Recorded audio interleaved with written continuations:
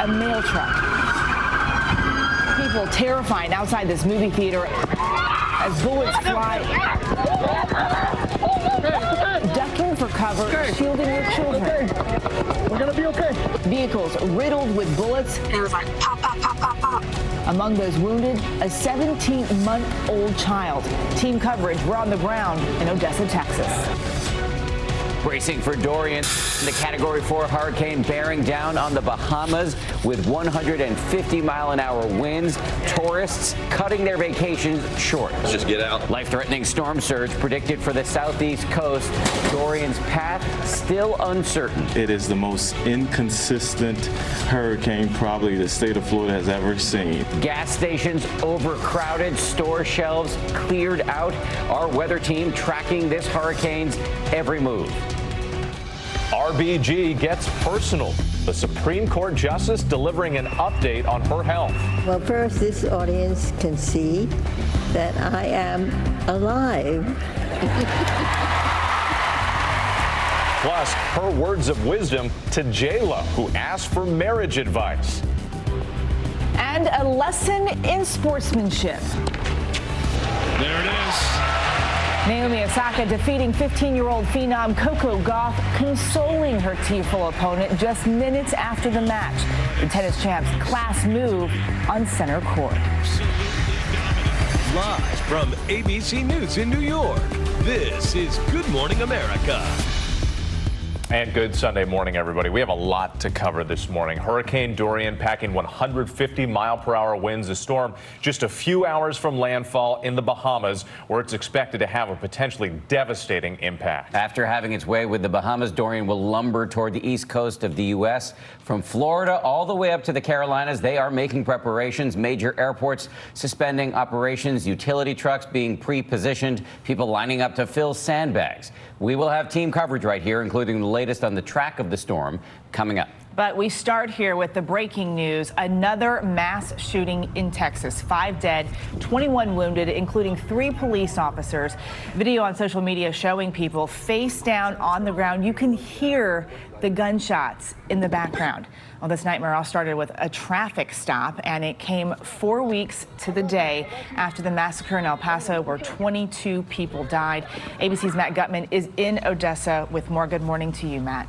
Hey, good morning, Eva. Police are still processing this scene and still trying to grapple with the sheer scale of this rampage. Up to 13 separate crime scenes, those shootings happening on the interstate, on surface streets, at shopping centers, and ending in that massive shootout outside this theater. Now, among the victims, police officers and that 17-month-old girl. Get down, get down. For more than an hour, terror seized the sister cities, Midland and Odessa. Get down. It's okay. In a now painfully familiar scene, families diving down, mothers covering their kids with their bodies. A mix of whimpers and semi-automatic gunfire outside a Texas movie theater as the bizarre finale of yet another shooting unfolded. Between here and there, you're dodging bullets. It began shortly after 3 p.m. local time, troopers pulling over a 30-something white male before his car fully stopped, rifle fire blasting out his rear window. Do we have an active shooter? Wounding an officer and setting in motion a bloody rampage which left 5 dead and more than 20 wounded. Shooting out of his window randomly, say police, the gunman used the highways and streets of these cities as his killing fields. Their back windshield shot out. Tiffany Velasquez and her husband Josiah at one point on the road just behind the suspect. We hear about 4 or 5 pops. It was like pop, pop, pop, pop, pop. And my husband's with me, and we see these windows just shot out of these vehicles all around us. Velasquez watched in horror as people rushed to help. The 17-month-old little girl hit by shrapnel. She's said to be in good condition this morning. She is up and she's smiling and she's stable. Amid the chaos, police from 3 different agencies issuing warnings. In case it goes that way, protect your civilians. The shooter at one point ditching his vehicle and allegedly carjacking a postal truck. Motorists warned off the roads, businesses closing. A local TV station even evacuating its studio as a precaution. Eventually, police believed he'd entered the Synergy movie theater. SWAT teams stormed. SWAT kicked in the door. Initially, we thought that the SWAT officer was the shooter. Rick Lobo was in one of those theaters. They identified themselves and they're like, everybody out. They sprinted to a field when they saw it. Did you actually see the car smash into the roadblock? We saw everything. It smashed right into it, and then he just started firing shots. Come on! In the chaos, the shooter seemed to surprise police. Dozens of rounds fired. But I saw a lot of people get hit. I mean, you're seeing the blood, you're seeing the shots. I heard the shots going over my head. I mean, I'm lucky. There was a lot of people today that probably didn't go home. Now, authorities have not yet released the name of the shooter. They are telling us, however, that he is a white male in his 30s who just happened to be driving around these cities during the time of that traffic stop with a semi-automatic rifle in his car, multiple ammo clips. Now, it's worth noting with that the investigators from the ATF and FBI who will be processing this scene were the same investigators and among them who investigated that El Paso shooting. Whit. All right, Matt Gutman for us. Thank you. Joining us now from Odessa is Lori Acosta, who happened to be at the movie theater where the shooting spree finally came to an end. Lori, we're so glad that you and the people you were with are okay and appreciate you speaking with us this morning. You were at a birthday party with your nephew, your niece, a bunch of different children who were there, ages 3 to 15 years old, as part of this theater complex. As this was all playing out, walk us through the moments when you first realized that something was wrong. Our niece and nephew were in there, and so were some of the other party goers that were attending my nephew's birthday party. They were in there, but there was also children that we didn't even know. They were very confused. They didn't know what was going on, and they were all just kind of milling around in there. So some of them were trying to leave the laser tag area to go find their parents. And so my wife and I said, no, guys, look, something's going on. I didn't want to scare the children, so I told them, look, there may be someone in the theater that maybe is trying to hurt people, but you guys are fine. You're okay. We're here with you now. There were no other adults in that area. Take me right to that moment. Did you see the final shootout? What happened? Yes, I did. The van was coming down at a high rate of speed. The cruisers were directly behind it. Luckily, police officers had placed a cruiser blocking the path, blocking the road. And the driver of the van never slowed down. He slammed into the cruiser, which spun him around. And whenever he spun him around, within 2 to 3 seconds of the van spinning around and coming to a stop, law enforcement was right on top of him, and they did what they had to do to eliminate that threat. And there was, I mean, more gunfire than I've ever heard in my life, but they eliminated the threat at that moment. What was going through your mind when you saw that all happen? I just needed to get to my family to make sure that they were safe. And we thank you again, Lori Acosta in Odessa, Texas, for us. Thank you. And one thing that Lori pointed out was the chaos and confusion, because unlike other mass shootings where it's a single location, they didn't know what was going on in that movie theater, and people were there, and then the danger came to them, and that's what she witnessed at the very end. Harrowing. Yeah. All right, thank you, Whit. Well, now to our other top story. Hurricane Dorian, the Category 4 storm bearing down on the Bahamas and taking aim at the U.S. Rob is in Melbourne Beach, Florida, this morning with the latest on where this dangerous storm is heading. Good morning to you, Rob. Dangerous for sure, Eva. Good morning to you. This is nearly a Category 5 storm now, less than 250 miles from this coastline. And from our drone, you can see just how vulnerable this part of Florida is. Just beyond these protective dunes are hundreds, if not thousands, of homes that line this barrier island, and they are low to the ground. They will be susceptible to surge. This as another serene morning here across the state of Florida. Don't let it fool you. Tropical storm warnings have been posted. We expect the conditions to deteriorate during the day tomorrow as residents here rush to make last-minute preparations for what could be a devastating storm event. As Hurricane Dorian churns in the Atlantic, states up and down the southeastern U.S. on high alert. Still unsure of exactly where the slow-moving storm will hit. It is the most inconsistent hurricane probably the state of Florida has ever seen. The threat for 17 million in the Sunshine State shifting significantly, but Florida officials urging locals to stay vigilant. We're encouraged by the last 24 hours that have seen the forecast be pushed off Florida's coast, but we're not out of the woods yet. Fueling officials' concerns are scenes like this when Dorian ripped through the U.S. Virgin Islands earlier this week. Life-threatening winds of up to 150 miles per hour now closing in on the Bahamas. This morning, Dorian's forecast cone brings it stateside towards Florida, Georgia, and the Carolina coast. Both Carolina governors joining Georgia by declaring states of emergency as they prepare for Dorian's impact. Meanwhile, President Trump briefed by emergency officials at Camp David on the storm's updated track. This as Americans in the storm's path load up on food, water, and gas. This gas station in Charleston looking like a stalled toll booth. Florida's Daytona International Speedway, among one of many staging sites where hundreds of power trucks and thousands of linemen from all over the country are pre-positioning to respond to any outages. Having them close to different resources throughout the state helps us to get to those hardest hit areas as soon as possible.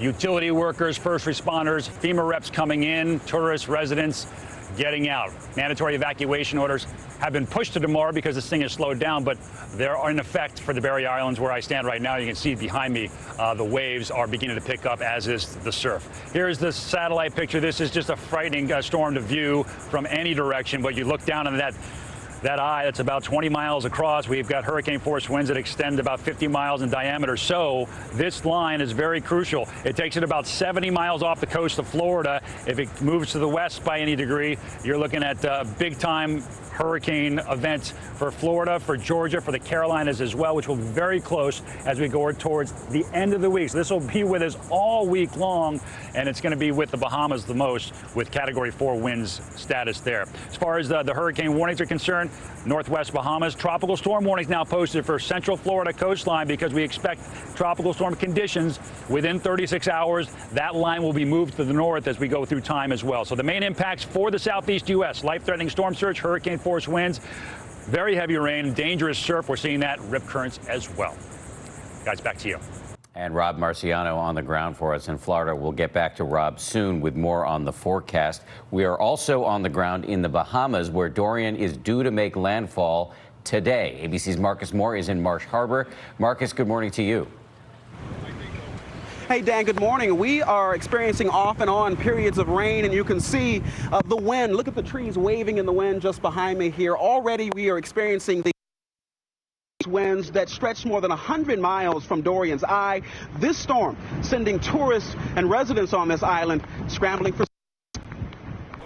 Overnight, the rush at this airport in the Bahamas as travelers scramble to get off of the island before Dorian storms in. So you're on the last flight out? Yes. Out of the Bahamas, or this part of the Bahamas, until after the storm hits? Yes. We spent the day speaking to tourists inside the Abaco airport who'd been vacationing during the holiday weekend, now looking to board the last flight out to dodge the dangerous storm. And when it switched to a 4, what did you guys say?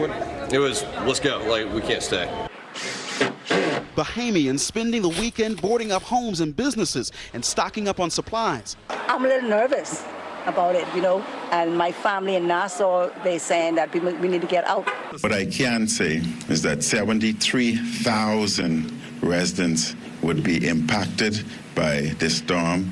The powerful hurricane is expected to sit on the northwestern part of the Bahamas for quite some time, bringing with it devastating winds, torrential rain, and a life-threatening storm surge. And the conditions here on Marsh Harbor in Abaco really took a turn around 2 o'clock this morning, and we know that they are only going to get worse as time goes on. This Category 4 storm is expected to bring 150-mile-per-hour winds that will no doubt be devastating for this part of the Bahamas. Dan? Marcus Moore on the ground in the Bahamas. It is just the beginning, as he said. Yeah, and hopefully they stay careful there. Well, from the Bahamas now to Florida, where this storm will bring a life-threatening storm surge, flooding a major concern. ABC's Kaylee Hartung is in Jacksonville, where they're doing what they can to prepare. Good morning, Haley.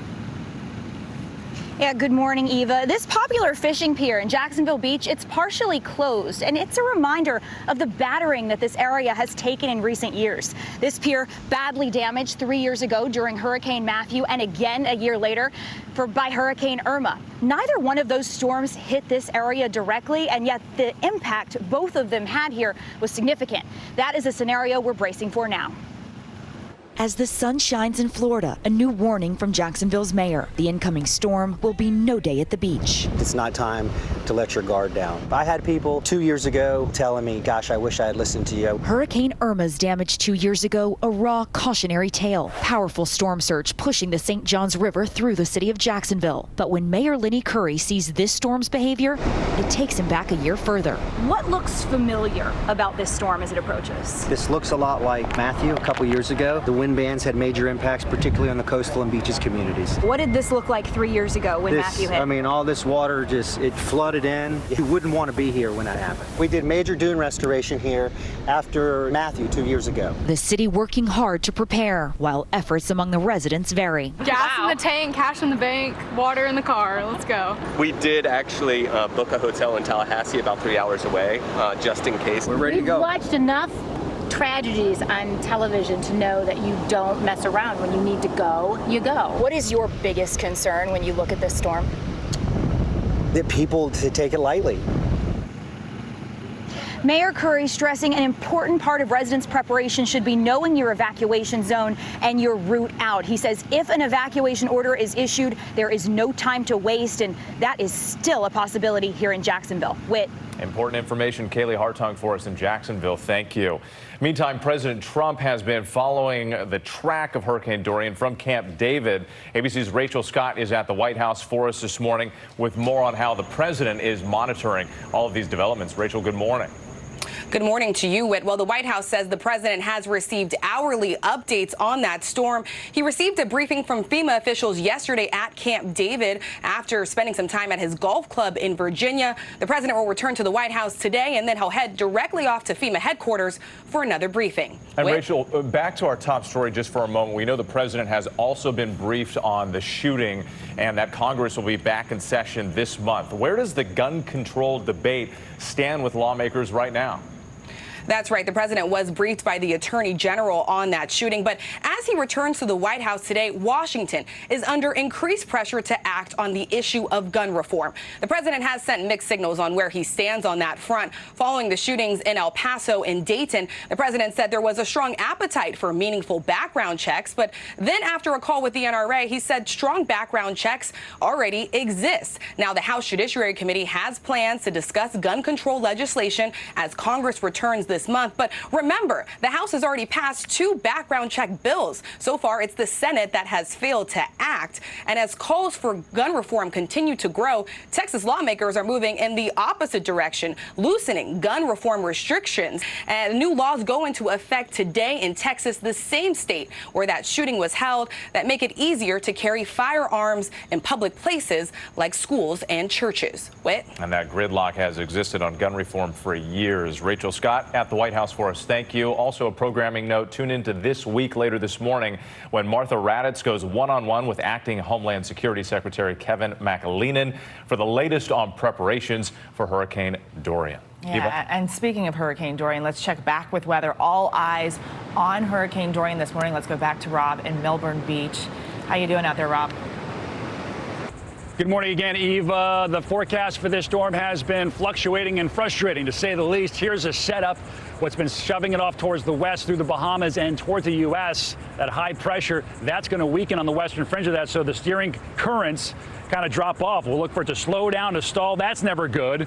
It also gives us the opportunity to drift to the north. That may save much of Florida, but maybe not Georgia and the Carolinas. So nobody really wins here unless it stays completely offshore. But you see some of those lines do bring it onshore, and that's what we're most concerned about. Winds are going to gust to over 130, 40 miles an hour across the Bahamas. But look, near hurricane force wind gusts late tomorrow night into Tuesday morning, West Palm Beach up through Fort Pierce, the central coast, the northern coast as well. We're going to see similar gusts even through Georgia and the Carolinas through the midweek. So this is a all-week storm for the most part. That's what's happening with Dorian. Here's a look at your local forecast. Hello and good morning, Washington. Here's a Sunday morning update on Hurricane Dorian. Right now, you see that Category 4 storm, 150-mile-per-hour winds. This will be moving to the west just off the coast of Florida by Tuesday morning, so very slow movement through the Bahamas. A very dangerous storm for them.